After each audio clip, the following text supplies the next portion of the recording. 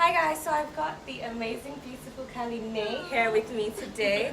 We're just going to talk about music and her style and her hair and everything. But I guess my first question for you is, how did you get into music and what made you decide this is what I want to do? So I come from a musical family, and at the age of 5 I started learning how to play the piano. My mom was my first teacher. And then my dad sort of introduced me to other kinds of music apart from classical, so everything from reggae to rock. And I think it was the point when I first heard one of Michael Jackson's albums called Dangerous that I was just like, okay, like this is something to sort of like tap into. I was just completely awestruck by his talent and his like songwriting ability, the harmonies, the production, everything. So from that point on, I just started listening to more of his stuff, listening to music from that sort of perspective as a songwriter, as a producer, as a performer, and it evolved into me writing poems and then into songs. Nice. And so one thing I find extremely interesting about you is that you actually have a degree that's kind of focused on music. So I know that, so your first degree was in business management, and then you studied film scoring at Berkeley. Yes. How was that as an experience? It was amazing just to be around like-minded people. Like being at Imperial, like, you know, I love my friends at Imperial and we had a great time. But we were all there for business management. We were all there to like, you know, study hard and you know, get the grades. So going to a school where I had people around who were creative, who like sort of wanted to do something I wanted to do, it was just a lot more refreshing. I felt a lot more at home there.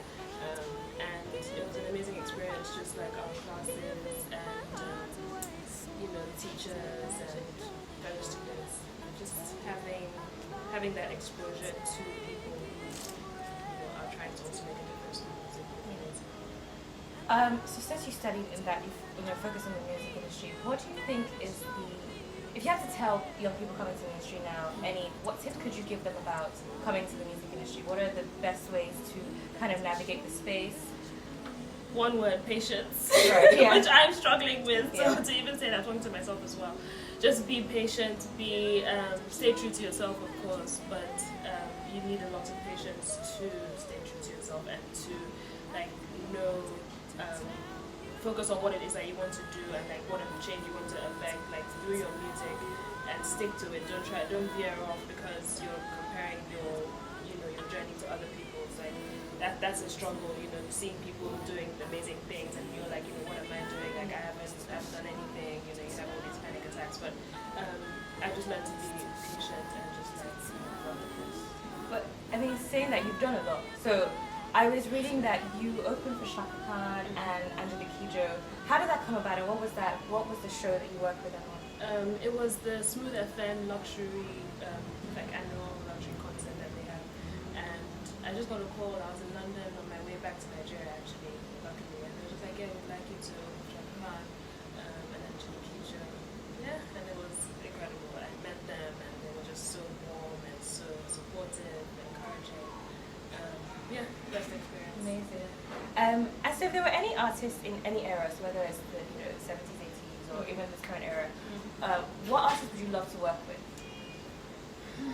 It's a tough Hard question, I know. Tough. You can pick two or three people. International, Nigerian. Even hard. I mean, okay, Stevie Wonder, first one, and then I would say I really always wanted to work with Black Ninja. That's like one of my favorite artists. Put it out there, you know. Yeah, I know, never know. So apart from Michael Jackson, what other sounds influenced you growing up and kind of created the style that you have now? Definitely classical, my classical training, because I did classical piano as well as classical singing. And then people like Whitney Houston, people like Carole King, songwriting. Earth, Wind and Fire was like a major. Oh, Earth, Wind and Fire. I love September is my favorite. Oh my gosh, like that's the way of the world is like one of my favorites, and just their production and their trajectory, just like how they also studied music. You know, they were like one of those groups that every single member studied music. Yeah. So yeah, I feel like I've just picked different things from, you know, different genres and different artists growing up to sort of mold it into what I'm doing now. Great. So we're going to take a break now, and then we're going to speak to Kaliné about her music and what she's creating in the future, and kind of her project, The Fires of Red. Yes. Is that correct? Yeah.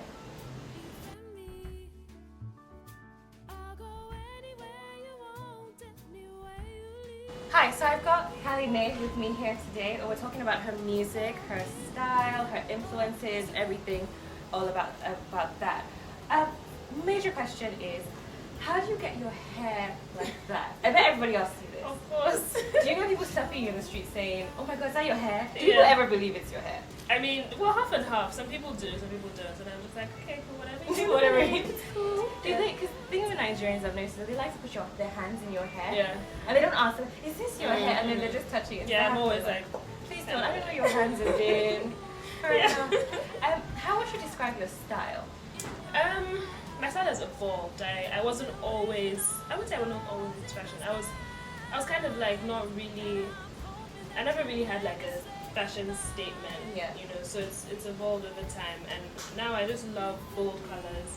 I love mixing different trends, different eras. Like I don't really stick to like what's happening currently.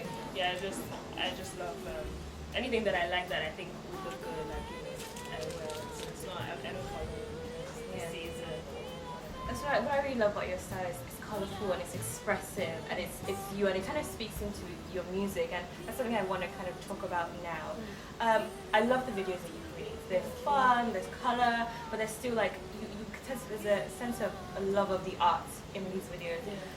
Your video, Ololufe Me, can you talk to me about that video and how you created that concept that you went with and just the overall idea? Yeah, so my good friend from 37th State, Balaji, he was the director, and we just spoke about something that it had to be low budget at the time. It had to be something that would sort of showcase like what I do, so involving my keyboard, involving my live band. And we shot it in Mimi's garden. Anyone doesn't know who Mimi's garden is, it's my mom. And quick plug-in at Mimi's garden on Instagram. Love it, yes. And she lent it to us, and we just wanted to create something that was fun. It was like, we made it over like a 4-day period. The video itself, like just, I mean, we shot it in 1 day, but like we told the story over 4 days. And just like me building up, you know, different outfits. I love my shorts and my blazers. So that was a perfect look. And the band that was actually there are my actual band, like that I perform in on stage. I was going to say, like, I love your band. They're very cute. Yeah. And I love how you were directing them in the video. And they were trying to do the choreography, and they were like, I was like, really what's adorable. going on there? I really love that about them. And so talk to me about the song. I mean, anyone who doesn't know that basically Ololufe Me means my lover. Yes. Right. Yes. So it's a love song, but what inspired you to write that?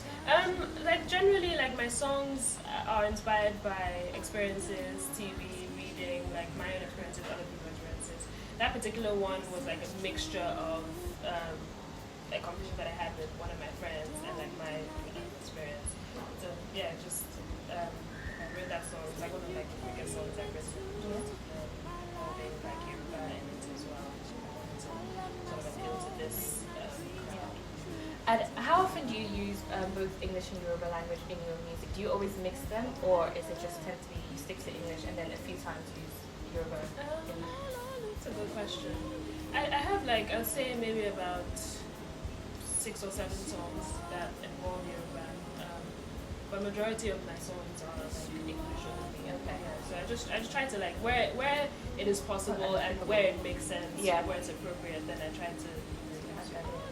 Let's talk about your video. Tell you of my love. Sorry, I love that. It's really fun, and I guess a lot of people said it has a Solange-esque vibe to it. Of course. And I love the creativity, the art, and the outfits, and the way the song kind of sounds one way, and then it kind of develops to another sound. It's beautiful. Thank you. But where did you shoot the video? One, and talk to me about the song and the idea behind it and the concept. Okay. So I shot the video in Brooklyn, New York. Nice. And it was directed by a very good friend of mine from Columbia University. And the concept of the song was, it was just talking about being confident enough to tell somebody that you love them. Like, I guess in our society and just in general, our culture, people frown upon women telling men, you know, that they love them and everything. Yeah. And of course, like, I mean, within reason, like, you know, like, yeah, it's understandable. But this song was just saying, you know, I wanted to tell you of my love, and I'm hoping that you feel the same way too. So just very easy breezy, a summer track, summer jam.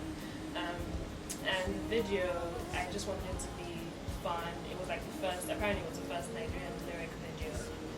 Right. So I just wanted it to achievement be there, interesting. It was low budget as well, but I just wanted it to sort of match the lyrics and the fun behind the song. Yeah. Right. One thing I love about your music is that's quite diverse. So Lulu Femi sounds, it has a sound, although it's all under, as we called it, alternative afro-soul. That's the new genre now. Yeah. It's still quite broad. And I want to talk about your project, The Fires of Red, which is a beautiful project. It kind of includes music and art and storytelling. How did you come up with that? And a lot of people don't know, you designed the art yourself. So talk to me about that project and what led to your interest in that. Okay, so thanks for asking that question. The Fires of Red, I got to the point at the beginning of this year where I wasn't sure, you know, when I was going to produce my album, like when I was going to be going to the studio. And because of my film scoring degree, that gave me the ability to produce my own music. So I was like, okay, let me just put out a few songs actually under a body of work and just see what happens. And then for me, like, I'm always wanting to push the envelope in terms of being more creative and more unique in everything that I do. So I thought, okay, let's release some songs, but like, what else can I add to that?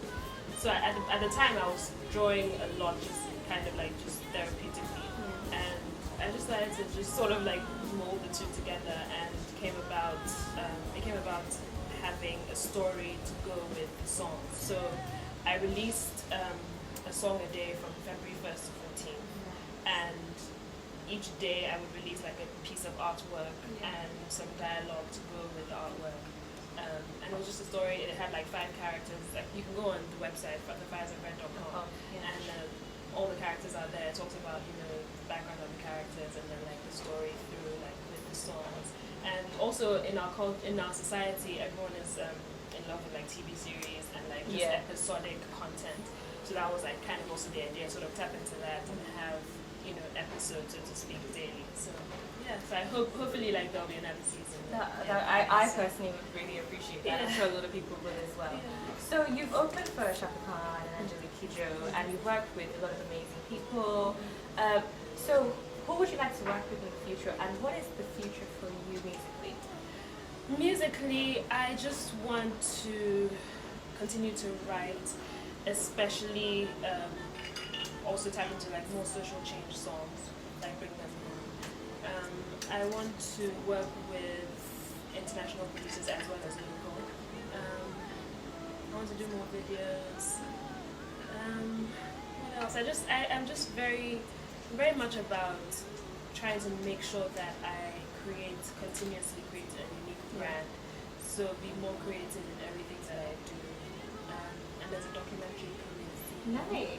I'm excited about. It's called Self-Managed. Okay. And you're the first to hear about it. Really? Oh, great. Love it. Nice excuse. And it's going to be talking about just what I've been able to achieve without having management or without having like a core team. So sort of to like just inspire myself and also inspire other people that you can actually just keep going and you can follow your dreams without thinking that you need to have like such a strong representation. Something I really want to talk to you about is that, because I've worked with a lot of independent artists, and I know the independent artists struggle. Like, people think it's hard when you have a label and backing because you lack control. But when you're independent, you're funding everything, and you have a lot of control, but it's hard work. So, what do you think? What's the hardest thing about being an artist? The hardest thing about I don't want to say the financial strain, because that you can sort of get around that. Like, I feel like sometimes I'm a bit complacent about that. But the hardest thing, staying true to yourself is hard, because you're constantly seeing people doing amazing things. You're constantly seeing artists like you reaching different heights, and you may or may not necessarily think that, you know, their music is amazing or whatever. and it's that you're trying to compare yourself, which I totally frown. You should never totally frown upon. So it's just trying to like make sure that you constantly stay on track, like not veering, not looking side to side, just like focusing on the goal. There's always a light at the end of the tunnel. So that has been hard. And as I said, you have to just keep on being patient. So yeah, I'm sure a lot of my friends will say that as well. Staying consistent and staying true. Yeah. Let's talk about your love for social change and giving back to society in whatever way you can. So you mentioned the song "Bring Them Home." Yeah. Can you tell me a bit about that song? "Bring Them Home" was written about 2 weeks after the tragic story came up about Chicago. And I just wanted to. I remember just thinking. I felt so helpless. Like I went to a rally at Union Square in New York, and I just felt, what is this? This is all well and good, but what is actually what can we do more? So I now wanted to sort of inspire people to do what they can do, like in their own way, through their own methods. And my own way was to just like put pen to paper and see what I could come up with and write a song.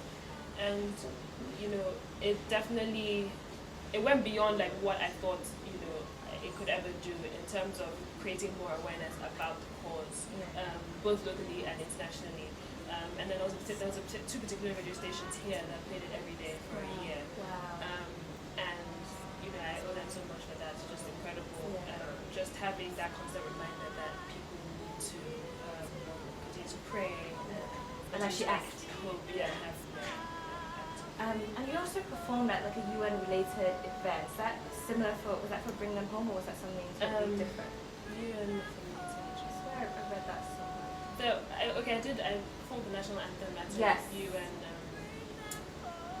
World Tourism Organization conference. How was that? How did that? That was amazing. Because you performed the anthem as well for President Buhari as well, which is amazing. How did that feel performing in front of it was amazing. Like before I performed for the president, in front of the president, I had performed my own version of the national anthem about 4 or 5 times before that. Right. But obviously, like when he's like in the room and he's standing, and you're like, I better get this right. Can't mix up the words and everything. So yeah, that was incredible. Yeah. So what you love social change, but what kind of topics do you feel like as society and as Africans we need to speak on more and kind of fight for? What topics need to be more impactful and people need to kind of give more attention to? That's a very, very good question. Definitely peace. Definitely shedding light on issues that are almost taboo to talk about. I remember I wrote a song on domestic violence while I was at Berkeley. Talking just more about coming together, unity, love. There's so many issues. There's so many issues: corruption, there's poverty, and there are ways to talk about that without sounding too preachy. Like I try my best to not sound preachy or like whenever I do instrumental songs, because it's about I'm not perfect, no one is perfect, and it's about making sure that people are aware of these causes and can act. On to a more lighter subject, just to wrap this up. Good question would be where do you shop? Because you have very eclectic and fun style. Where can you give us any tips on where to get good bargains? Do you want the honest answer? Yes. Yes. No. Honesty is always the best policy. I absolutely love shopping at Buffalo Exchange, which is like a place near my house. It's like second-hand goods, and I just love seeing all like the sales. Like some of them are like not. Most of the items are not used. They say they're second-hand, and it's just people who have just returned stuff. Oh really? Didn't fit or whatever. And you can always find like one-off pieces. And we're like in Williamsburg in Brooklyn. Everybody's so creative there, so you always find something like cool. It's not just like the usual like H&M or like Topshop. It's like just interesting. So I love that. And just like vintage stores in general. Thrift shopping is my favorite thing. Just going through your Instagram, I noticed that you're traveling. You're everywhere. You're in San Francisco. You're in Miami. You're in London. You're in Nigeria. Where would you love to travel to next? Just curious. Cuba. Really? Yeah. Have you ever been to any South American countries at all before? Okay, cool. That's really nice. That's really cute. Hopefully you get to go there. But apart from music and travel, what do you love to do? I love to read. Like, reading is like one of my favorite things. Whether it's, I hardly ever read novels, to be honest. I'm a bit weird. I really love reading strategy books and branding books. I guess, I mean, Like, it's I feel like your I'm studying, like, half the No, but that's the most unique answer I've ever heard. Being a self-managed artist, you kind of have to like know all these yeah. things. So like everything from like website development to like, you know, how to like get investors, Yeah. to things like that. I just love reading on marketing strategy, branding, everything. And it's, you know, as you said, it's like my career, so I have to be, you know, conscious of what I'm doing. And then just, yeah, generally spiritual books, you know, books about health and wellness, like that. Yeah. And then traveling. Traveling. What else? Watching TV. What are your favorite TV shows? It's really bad. I love watching like back episodes. I never follow. Really? Yeah. So you're not about that scandal, how to get away with murder, I mean, I might catch an episode, but I just prefer to just when it's all on Netflix. And then you can just, watch it. okay. I don't want to like be like, oh my god, I can't wait for next week. Yeah. I'm one of those addicted people where I'm like, the moment that, I need to watch it. Like, Yeah. I can't take the waiting. But cool. Yeah. One thing I forgot that I wanted to talk to you about was Dr. Adadevo's Trust, which you performed at. How was that experience for you? What made you decide to kind of get involved with that? That was also an amazing call that I got. They just asked me if I could perform, and they had a song in mind. One of my songs called Dream. Yeah. So it was such an honor because she, of course, you know, she needs all the recognition. Yeah. She deserves it. Yeah. And it was so nice to see that something like that was happening, you know, especially by her son, you know, Michael Cardoso, doing what he can to keep her name and her legacy alive. Kaliné, thank you so much for Thank talking to me you. today. You're It's been awesome. such a pleasure. Thank you. Thank you so much. It's so hot here, like we're It melting. is.